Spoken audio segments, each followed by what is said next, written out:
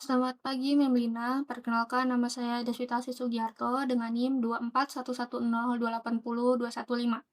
Di sini saya membuat rencana usaha tentang jajanan pasar dan saya memberikan nama dengan kenangan rasa. Usaha ini adalah usaha kuliner rumahan yang menjual jajanan pasar seperti risol mayo, pastel, kue lemper, kue sus, onde-onde, dan banyak lainnya. Di era sekarang, jajanan pasar ini mulai banyak ditinggalkan oleh beberapa orang karena kurangnya bersaing secara visual. Di sini saya ingin mengemas si produk ini menjadi kemasan yang modern, namun tetap ada rasa yang autentik. Dengan target pasar saya itu pekerja, mahasiswa, ibu rumah tangga, dan acara komunitas. Tujuan saya sendiri tentu untuk memperluas pasar, dan saya ingin orang-orang tetap mencoba jajanan pasar ini.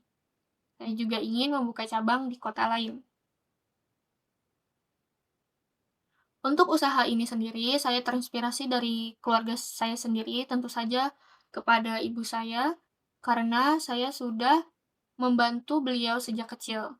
Maka dari itu, saya ingin mengembangkan usaha ini dengan warisan resep keluarga, dan saya ingin melestarikan budaya melalui makanan dan cinta terhadap kuliner tradisional. Untuk target pasarnya sendiri, saya menargetkan semua kalangan yang suka camilan higienis dan tradisional. Saya juga menargetkan kepada ibu-ibu arisan, pengajian, dan komunitas-komunitas. Tentu banyak kompetitor ya, seperti toko kue besar dan franchise makanan ringan. Namun saya memiliki keunggulan sendiri. Saya memiliki rasa khas rumahan, kemasan modern, dan cerita kuat di balik brand tersebut agar tetap bisa bersaing dengan kompetitor-kompetitor lainnya. Strategi promosi saya akan melakukan secara online, seperti melalui Instagram, melalui aplikasi online seperti GoFood, TikTok Shop, dan lain-lainnya. Dan saya juga melakukan secara offline seperti bazar dan membuka di toko sendiri dengan diskon dan loyalty. Produksi akan dilakukan setiap pagi berdasarkan pesanan, semua dibuat handmade dengan bahan segar dari pasar dan distributor lokal. Produksi di dapur rumah yang sudah dimodifikasi agar higienis, dan lokasi strategis di Bogor yang memudahkan distribusi. Untuk strukturnya masih sederhana, saya sebagai pengelola dibantu 2 asisten produksi dan 1 kurir paruh waktu. Gaji dibayar mingguan dan per pengantaran.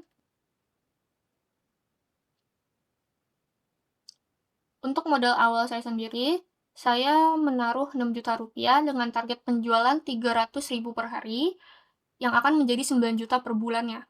Setelah dikurangi biaya operasional sekitar 6 juta, estimasi laba bersih yaitu 3 juta per bulan. Balik modal diprediksikan dalam 2 bulan pertama.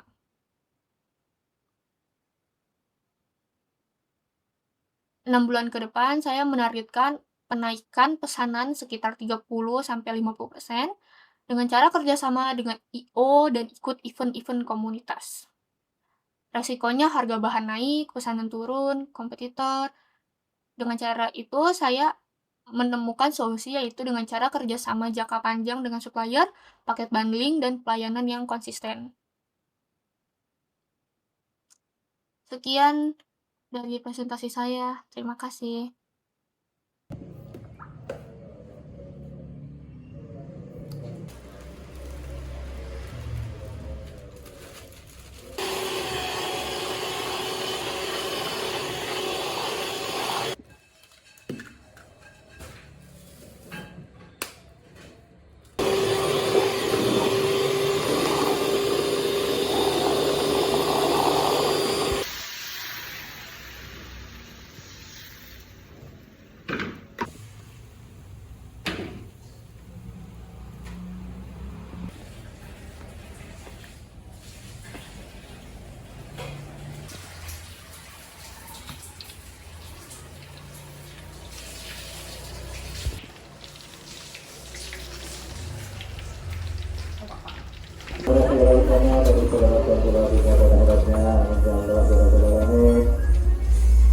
kasih Bapak, teman-teman. Alhamdulillah, mudah-mudahan.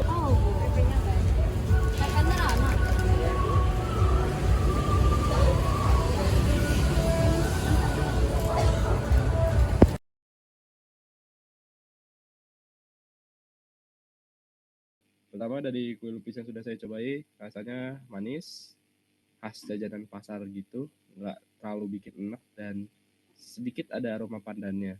Kalau dari segi tekstur, dia kenyal ya seperti kue lapis biasa dan lembut. Lapisannya yaitu bisa dikupas satu-satu, tapi bagusnya tidak gampang sobek. Ini indikator kalau misalnya kue lupisnya itu bagus dari yang lain. Kemasan cukup rapi, ya pakai mika kecil, apa plastik wrap gitu. Terus untuk kesegaran masih fresh walaupun sudah dikemas, nggak kering dan nggak ada rasa basinya. Layak jual banget menurut saya, apalagi kalau main di visual gitu, warna-warni dan dikasih mungkin kemasan yang kekinian daripada plastik. Kesan setelah nyobanya ya nostalgia sih, makanan khas jajanan pasar banget. Yang kedua, tadi saya sudah mencoba klepon. Klepon dari rasa gula merahnya mencair di mulut, manisnya dapat, kelapa parutnya fresh, teksturnya lembut, kenyal, dan gak alot sih untungnya. Pas, ukurannya nggak terlalu besar dan kecil. Kemasannya minimalis, tapi aman lah.